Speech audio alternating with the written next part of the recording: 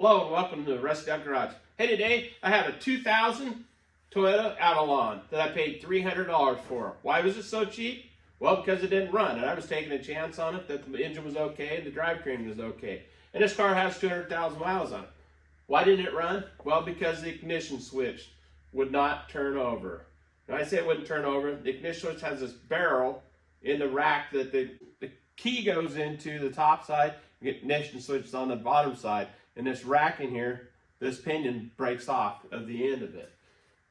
So I picked up a new rack at the U-Pole wrecking yard and going to install it in this Toyota Avalon here. And I'll show you how to do that. This is what the ignition barrel looks like. The rack, I call it, but actually I believe they call it a barrel.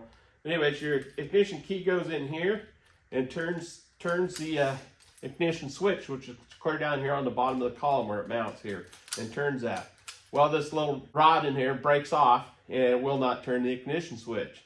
So you pull this off there, then you can turn it with a screwdriver. So the ignition lock cylinder here on the front of it here, if you take it and turn it in the accessory position, there is a pin right here that you push, and if you push that pin down, you're able to pull the lock cylinder out. You can see that pin there. Just pushing that down allows that to come out, and then allows you to see down in there. And that's where this is located, which goes down and turns the ignition switch, which is on the back side here. We'll pull that off real quick here so you can take a look at that. Wrong size. So we'll take the ignition switch off, and I'll show you the end of it there where that would turn. Okay, this is the ignition switch at the bottom of the barrel there, like I said, and this is the piece that turns the ignition switch, and you can see it broke off on the old one.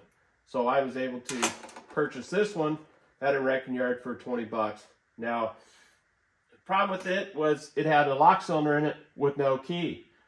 So to remove it, you have to have it in an accessory position in order to push the pin down. And of course I was not able to do that without having the key, so I had to drill it out, and that's what I did there. I have the new one here, and I'm going to install that, and I'll show you how to do that there. It does mount with two security screws that go in here, and those have no head on them that you can put a wrench on or anything, so you have to drill them out. And so I drilled the security screws out at the wrecking yard to get this rack off of there. Kind of a pain in the butt. Okay, that's your ignition switch actually. Your shift interlock, I believe. And this one here is where is the other connector at? Right there. Yeah, connector here. And this one here is your door key and ignition warning buzzer, which should drive you nuts. Okay, you can see there the two bolts that I installed there. One's a little bit rusty there. Those are what are now holding in the rack back underneath the column there. There's just the two bolts there. Pretty simple, really.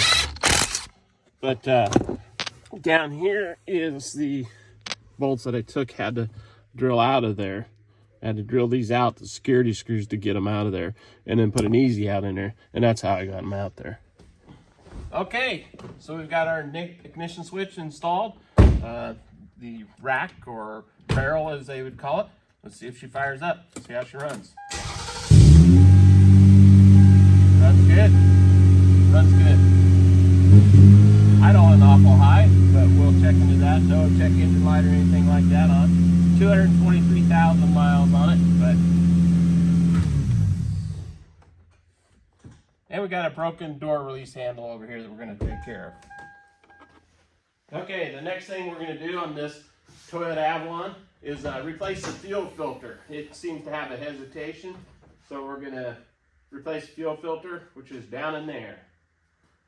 Filter is tucked in underneath the air box down there. Can I pull the air box out, and it's down there bolted to the firewall, or the inner fender well. So the top of the air box comes off pretty easy. There's the mass airflow sensor, I believe, is what's plugged in here. Looks like air intake temperature sensor. There's a cable here, and then one clamp there for the intake hose. And then out comes the air filter. Doesn't look too bad. And it looks like we got some 10mm bolts down there to remove the air box. So you can see them bolts down there. 1, 2, 3.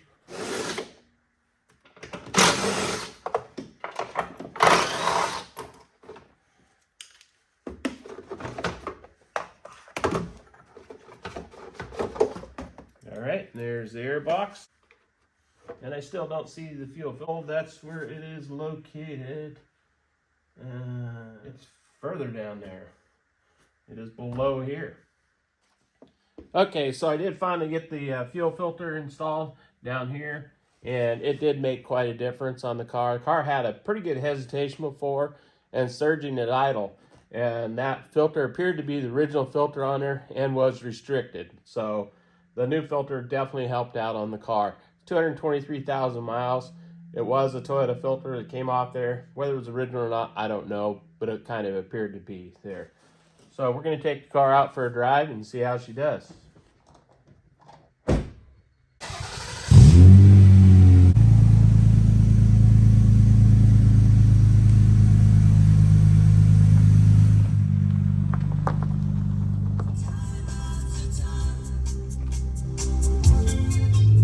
Okay, the car is equipped with a 3.0 V6 and automatic trans, and it works very well. The car has air conditioning, and air conditioning does blow nice and cold. With 223,000 miles, everything does quite well in it. I did fix the door release handle there that was broken, so now it works from the inside. And overall, not a bad car for 300 bucks. Like I said, the key switch here did not work, the ignition switch there, because the bracket was broken there. Relatively easy fix there for such a cheap car there. But this makes somebody a decent car. I've got enough cars, but the challenge of finding a car, these sort of issues and fixing it is always kind of fun for me. One of the things that I would like to do sometime is go from the Oregon coast, Newport, Oregon to be exact. Highway 20 begins at Highway 101 on the west coast, and Highway 20 is the longest highway in America. It goes about 3,200 miles and ends up in Boston, Massachusetts.